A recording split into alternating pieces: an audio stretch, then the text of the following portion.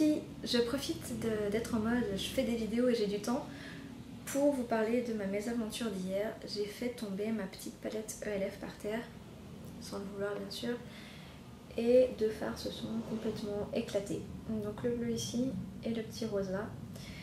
Et justement, je veux profiter de cette occasion, si je peux dire ça comme ça, pour vous montrer comment je vais les réparer. Parce que oui, on peut les réparer et leur donner une deuxième vie au lieu de les jeter. Et c'est vrai que quand c'est par exemple un fard de chez MAC qui tombe par terre et qui s'éclate, franchement on a la haine, surtout vu le prix qui coûte, voilà. Donc ne jetez plus vos fards, je vais vous montrer comment les retaper et leur donner une deuxième vie. Pour ça, il vous faudra de l'alcool. Moi ici c'est de l'alcool modifié à 70%, vous pouvez la prendre à 80% et vous pouvez la prendre non modifiée. Sauf que maintenant apparemment c'est interdit de vendre de l'alcool non modifié. Mais vous verrez que moi j'ai pas de problème à utiliser celui-là, ça fonctionne très très bien. Certaines personnes ont peur que la couleur jaune de l'alcool change la couleur du fard, mais pas du tout, j'ai déjà testé et ça change rien du tout, vous inquiétez pas, ça fait très bien l'affaire. Donc de l'alcool, un outil pour détacher le fard comme mon fer rose par exemple, donc vous pouvez prendre un cure-dent, un petit bâton, vous pouvez prendre ce que vous voulez. Et quelque chose pour écraser, et là je vais prendre le dos d'un pinceau pour réduire le fard en poudre et qu'il n'y ait pas de grumeaux. Il vous faut aussi une pièce d'argent, enfin ça sera selon la taille de vos fards. Là les fards sont carrés donc une pièce d'argent ça va servir à pas grand chose. Enfin je vais l'utiliser quand même parce que comme ça je pourrais bien aplatir le milieu de mes fards.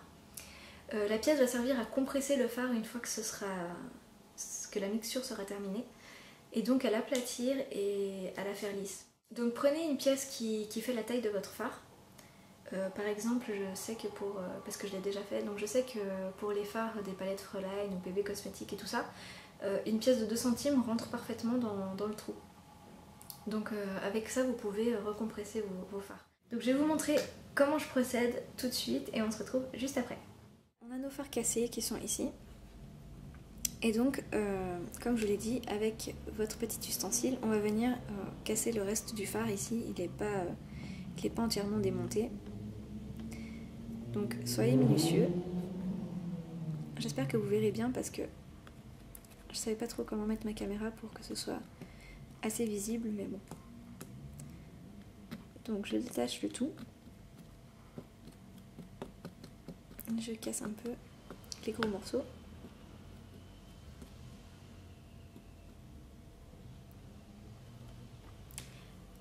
Et ensuite je vais prendre donc mon pinceau pour venir faire bien de la poudre. Il faut vraiment que vous écrasiez tous les morceaux pour que ça fasse pas de grumeaux après. Je l'ai déjà dit tout à l'heure mais bon je vous le redis. Faites attention à ne pas en mettre partout. J'ai allumé la lumière parce que on voyait pas grand chose. Donc voilà, là vous voyez j'ai bien de la poudre, on peut pas faire plus poudreux, ça ressemble à des pigments. Alors maintenant avec votre alcool et une petite cuillère, vous allez doser pour que le fard ne devienne ni trop liquide ni trop pâteux. Et ensuite vous recommencez à mélanger.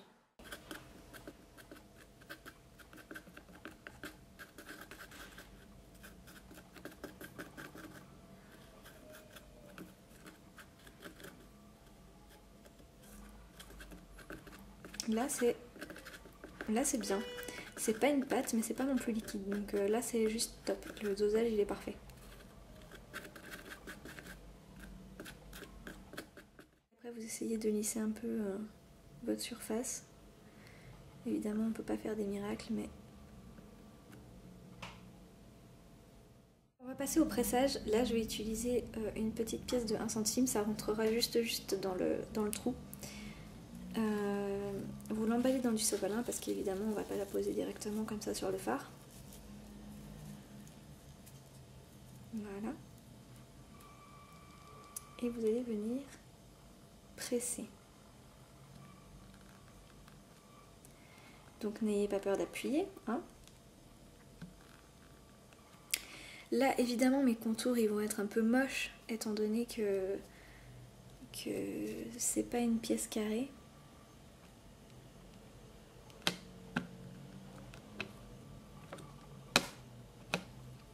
mais on voit quand même ce que le pressage ça donne. Voilà, donc finalement pour les bords je vais y aller avec les ongles, étant donné que mes ongles sont carrés. Ça rentre pile poil.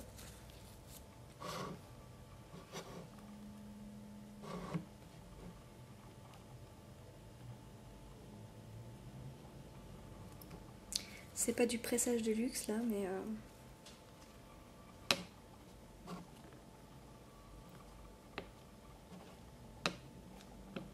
bon, on fait comme on peut. Voilà ce que ça donne après avoir compressé les fards. Donc celui-là est un petit peu moche parce que j'ai fait des bosses avec mon sopalin et que du coup ça se voit. Donc ne faites pas de bosses. Mais bon, quand on a des fards carrés, c'est un petit peu compliqué. Celui-ci est plus lisse, donc tant mieux. Après, bon, c'est pas super important hein, que ce soit pas bien lisse et que ce soit pas bien beau. Et puis de toute façon, il n'y a personne qui va regarder la tête de vos fards. Donc voilà. Le but, c'est seulement qu'on puisse les réutiliser et là, ce sera le cas. Donc voilà, c'est tout ce que vous avez à faire. Il n'y a plus qu'à laisser sécher. Vous avez vu comment je fais pour réparer mes fards. Je vais pas pouvoir vous montrer tout de suite que les fards sont exactement pareils qu'avant, mais je vais les swatcher et je vais vous montrer les photos sur ma page. Je vous mettrai tout ça en barre d'infos. Il faut attendre une journée entière pour que l'alcool se soit entièrement évaporé du fard et que vous puissiez le réutiliser comme avant. Comme je vous ai dit, la texture ne change pas, la couleur ne change pas. D'ailleurs sur ma palette Fräulein, mon fard est toujours aussi poudreux qu'avant, ça n'a rien changé, il est toujours aussi intense et franchement voilà, ça change vraiment rien, donc vous pouvez y aller sans problème. Je vous fais de gros bisous et je vous dis à bientôt sur ma page, bye bye.